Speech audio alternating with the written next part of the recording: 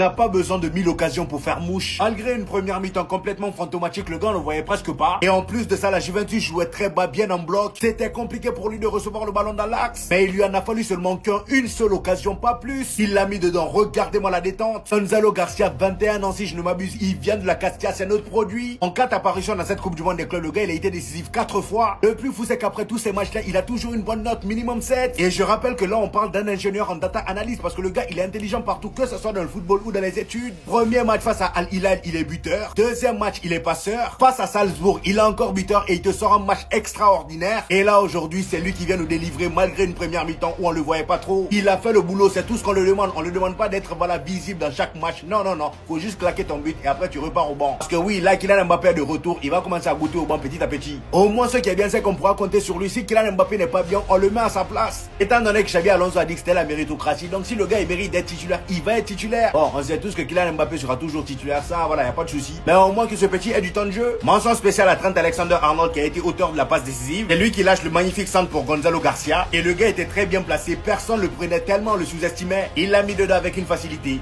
Lui, c'est bon, j'ai capté. C'est la régène de Raoul. Il n'y a absolument aucun débat. C'est trop. Depuis le début de cette Coupe du Monde des clubs, 3 buts, une passe décisive. Il brille. Mbappé, il n'était pas là, il en a profité. Il s'est dit, aujourd'hui là, vous n'allez pas me donner 3 chances. Voilà, une chance, je tire à balle. Il est trop fort. J'aime trop ce style d'attaquant. Ça fait trop longtemps qu'on n'a pas de style d'attaquant. Vraiment des attaquants 9, numéro 9, point de fixation. Regardez-moi son appel sur le centre de Trent Alexander-Arnold. Il est dans la surface, point de pénalty, il sait où se placer. Il voit que Rudiger, il crée un petit peu de grabuge. Comme d'habitude, vous connaissez votre gars Rudiger. Et pendant que Kalulu est en train de faire la bagarre avec Rudiger, voilà, il vient juste derrière placer sa tête à bout portant. Le portier ne peut absolument rien faire. Et il est remplacé par Kylian Mbappé. Bon, on sait, Gonzalo Garcia ne va jamais sauter Mbappé. Et ça serait pas mérité, mais il a une carte à jouer. Je le dis bien, il a une carte à jouer. En plus, Xabi Alonso, comment il aime bien les attaquants bien fixation comme Patrick Schick. Qui connaît Patrick Schick, celui qui met 3 buts à chaque match. Voilà, c'est ça, c'était sous Xabi Alonso. Hein. Ça veut dire que Gonzalo Garcia, il aura vraiment sa carte à jouer. Peut-être qu'ils vont trop modéliser l'attaque avec un Mbappé, je sais pas. Mais en tout cas, Gonzalo Garcia, c'est un crack. Il est trop boosté. Et pourquoi tu l'as giflé? Je suis tellement heureux de pouvoir enfin profiter de ce joueur-là, les amis, vous n'imaginez même pas. Depuis l'arrivée de Xabi Alonso, regardez comment le gars il est épanoui. On le voit beaucoup plus souriant, il a beaucoup plus de rage. Regardez-moi les photos s'il vous plaît. Bon, sur cette photo, on l'a giflé, ça compte pas. Et franchement, son match d'aujourd'hui, il faut qu'on en parle. Le gars, il est trop à l'aise au milieu. Et dire que Carlo Ancelotti, pendant toute la saison dernière, s'entêta à le faire jouer en tant qu'ailier. Arda Güler, pour moi, au vu de tout ce qu'il a montré à son poste depuis le début de la saison, il mérite d'être titulaire indiscutable. Qui d'autre que lui pour bien distribuer les ballons dans ce milieu? Regardez vous-même les détails de son match d'aujourd'hui. 64 balles touchées, 51 passes réussies sur 57 tentées, 5 longues passes réussies. Et en tout, il a créé 3 occasions. Sans parler des petits sombreros qu'il faisait au milieu, le gars, il est trop à l'aise. Et dans ce système de 3-5-2 là, il manque plus qu'on le maîtrise à la perfection pour que le gars commence à se régaler encore plus. Déjà, ce qui est sûr, c'est que sa connexion avec Gonzalo Garcia est établie. Voilà, c'est la 5G direct. Il ne manque plus que la connexion avec Kylian Mbappé. Pour l'instant, on a en 3G. Et ici, nous avons sa hitmap. Regardez un peu, le gars, il est partout. Voilà, au milieu, il est principalement au milieu. Mais regardez sur les côtés, il est partout. Xabi Alonso l'a fait confiance bien avant d'arriver au Real Madrid. Il savait déjà quel crack c'était. Et dans ce match, mention spéciale à Valverde qui a beaucoup tenté aujourd'hui. Il a fait beaucoup de tirs. À un moment, il a même failli transformer cette retournette. On l'a fait, la famille.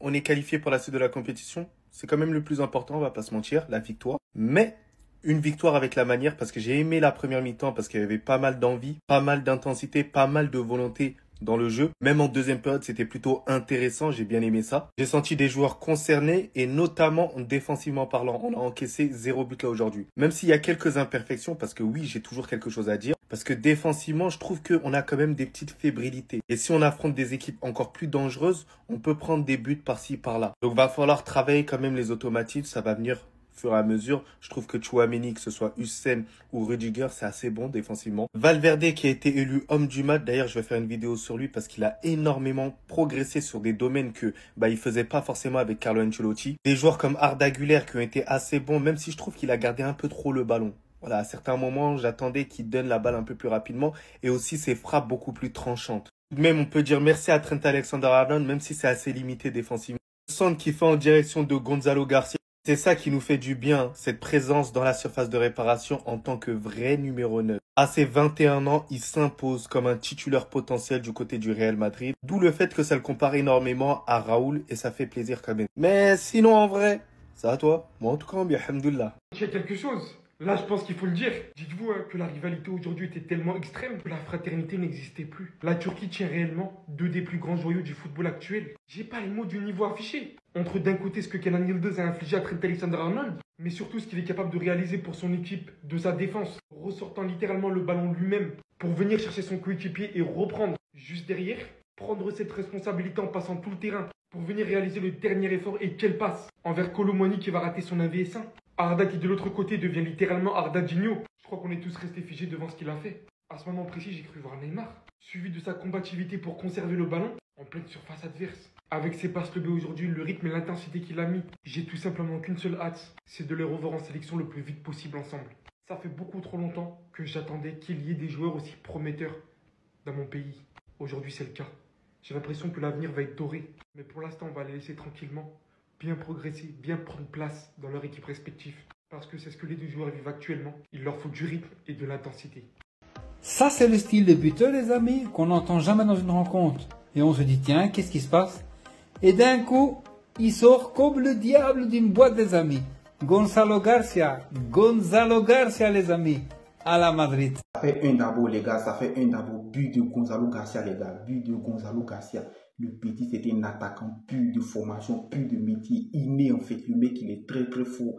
4 matchs, 3 buts, une passe décisive. Dans tous les matchs, il a été décisif. En absence de Kylian Mbappé, il a confirmé. En absence de Kylian Mbappé, il a assuré ce poste-là. Et il a démontré par A plus B qu'il est la double parfaite pour Kylian Mbappé. Et franchement, le gars, il mérite des félicitations. Et ça ne fait que commencer. Le petit, pendant toute la compétition, il a été intouchable, indiscutable en fait.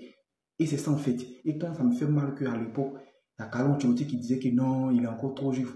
Regardez ce qu'il est en train de démontrer. En plus, dans une grande compétition, franchement, les gars, respect. Et on se prend à la fin du match. Gonzalo Garcia, il sait que c'est Trent Alexander-Arnold. Je pense qu'on sait tous dire la même chose. Qu'est-ce qu'il ne sait pas faire? Le fait étant aujourd'hui que via cette tête, Gonzalo Garcia affiche littéralement 3 buts, une passe D en 4 matchs de Coupe du Monde des clubs. Étant à un but de devenir co-meilleur buteur de la compétition, qui serait même peut-être devenu si Kylian Mbappé n'entrait pas en match. Hormis le fait qu'aujourd'hui, un joueur tout droit sorti de l'équipe secondaire, merveilleusement bien utilisé par Xabi Alonso, est littéralement en train de porter sur Real Madrid, je pense qu'il est aussi par-dessus très important de se rendre compte de la précision. Et Arda Güler le sait très très bien. Tout le monde ici sait que la tête de Gonzalo Garcia était certes difficile à mettre, mais encore plus difficile à mettre pour Trent Alexander-Arnold qui devait placer ça sur sa tête. Et avec quelle précision il l'a fait. Passant son premier coéquipier qui n'était absolument pas destiné pour lui. Et au final, sans prendre beaucoup d'auteur, vous pouvez voir à quel point le ballon arrive facilement sur la tête de Gonzalo Garcia.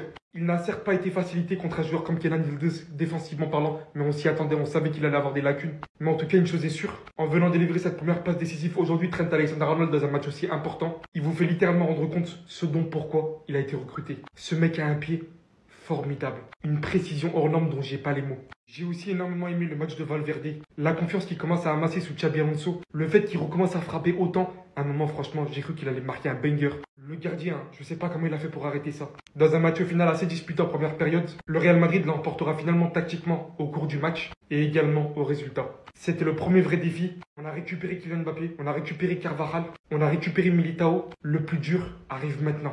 Et à l'Hilal, ça compte pas, c'est que des retraités, patati patata. Maintenant, l'Hilal sont devenus forts parce qu'ils ont battu City, il n'y a pas de souci. Suivant. Oui, Pachuca, même à 10 contre 11, vous l'avez battu tranquillou, ils n'arrivent même pas à faire 2-3 passes D. Il n'y a pas de souci, suivant. Oui, Salzbourg, patati patata, c'est que des petits jeunes et tout manquent d'expérience. Ok, on l'accepte. Maintenant, il faut une équipe avec de l'expérience, une vraie équipe. Ramenez la Juve. Face à la Juve, le petit fait quoi? Il marque. Maintenant, c'est quoi l'excuse? Maintenant, c'est quoi l'excuse? Sachant que la Juve jouait un petit bloc bas. Le petit, déjà, en première temps, on a vu, il n'avait pas beaucoup d'espace. Ok? C'est ça un vrai numéro 9, les amis. Il va la chercher de la tête. C'est un numéro 9 comme ça qu'on veut au Real, les amis. Je pense, il ne sera pas le titulaire. On sait très bien. Mais apparemment, on veut aller chercher un numéro 9, style Roselu. Non, encore une fois, non. Il est à la maison, il est avec nous. Et on va le garder. On va s'en occuper de lui bien comme il faut. Il a que 21 ans, les amis. Il a que 21 ans, les amis. Il va progresser encore énormément. Moi, je suis confiant. Bravo. Bravo, rien à redire. Match dominé de la tête et des épaules. Encore un match plein du petit, mais je suis pas là pour ça. Moi, je suis là pour parler du MVP. J'ai un aveu à vous faire. Je pensais que Valverde sous Xabi Alonso allait disparaître. On s'entend.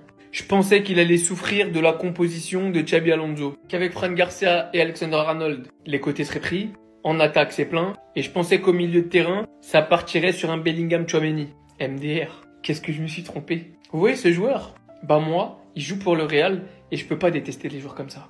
Les joueurs qui mouillent le maillot, bon ou mauvais, pendant 90 minutes pleines, match après match, qui crèvent pour leur club, pour l'écusson. Mais je peux avoir que du respect pour lui. Aujourd'hui, il a failli marquer une retournette de fou. Il aurait pu marquer aussi un pétard de fou.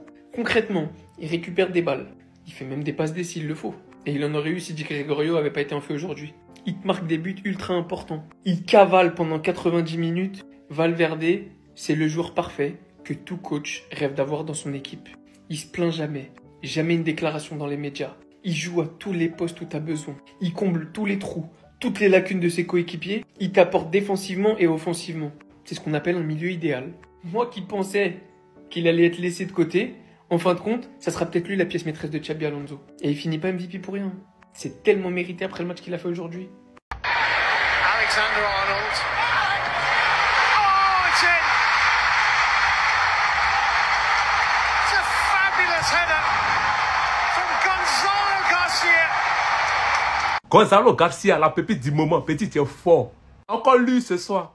Il était buteur contre Al Hilal, passeur contre Pachuca, buteur contre Salzbourg.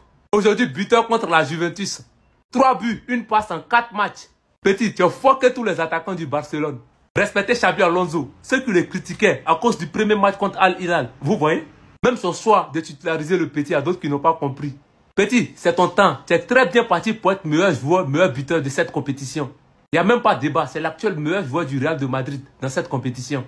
Bon retour à notre Kylian Mbappé. Quand il va bien reprendre la forme, là, ils vont bien déposer dans les quarts de finale. Xabi Alonso, on ne veut plus voir le petit sur le banc.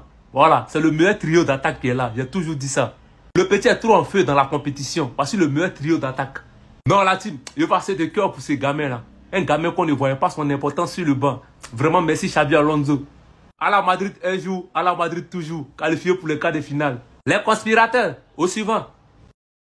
Jusqu'à où il va continuer à m'impressionner, les gars. C'est incroyable. Élu homme du match là aujourd'hui, Valverde, je suis désolé, depuis un certain temps avec Xabi Alonso, il a développé quelque chose de nouveau. Il est beaucoup plus présent en termes de jeu, beaucoup plus présent en termes de créativité. Et c'est ça qui m'impressionne énormément. D'habitude, ça fait pas partie de son registre. Mais j'ai l'impression qu'il a été énormément bridé par le système aussi de Carlo Ancelotti sur cet aspect-là. Et là, on voit toute son importance dans l'accélération du jeu. Par moment, il joue en une touche de balle, deux touches de balle. On le reconnaît en tant que leader hors des terrains ou même sur le terrain avec la voix. Mais au final, là, c'est même un leader avec le ballon. Et on se rend compte que même techniquement, il reste quand même présent. Il est au-dessus de la moyenne. Et il répond à pas mal de haters. Et ça fait plaisir. Aujourd'hui, son match, il est extraordinaire. Imaginez-vous. Créativité, il est bon. Techniquement, il est bon. Physiquement, il est bon.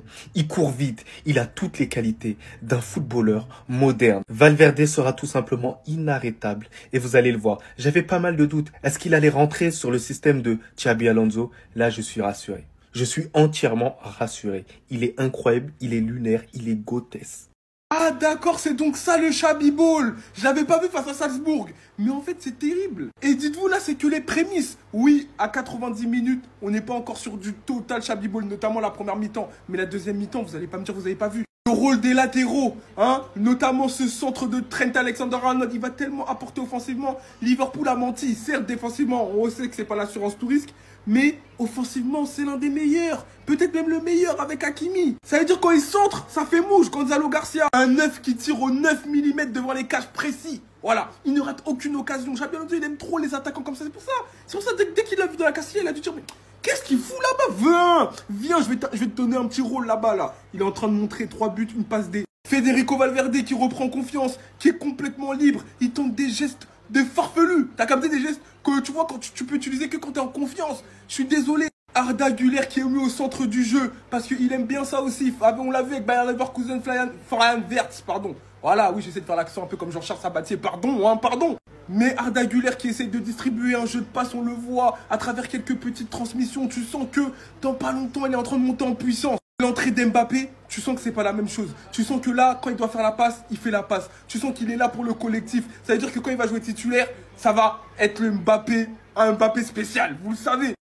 1-0, mais ils peuvent remercier Di Gregorio, la Juve. Hein, parce que normalement, je pense qu'il y en a 2, 3. Mais on a vu une très très belle équipe du Real Madrid en deuxième mi-temps. Première mi-temps, c'était pas ça. Mais franchement, ça monte en puissance. Moi, j'aime bien ce que je vois pour l'instant.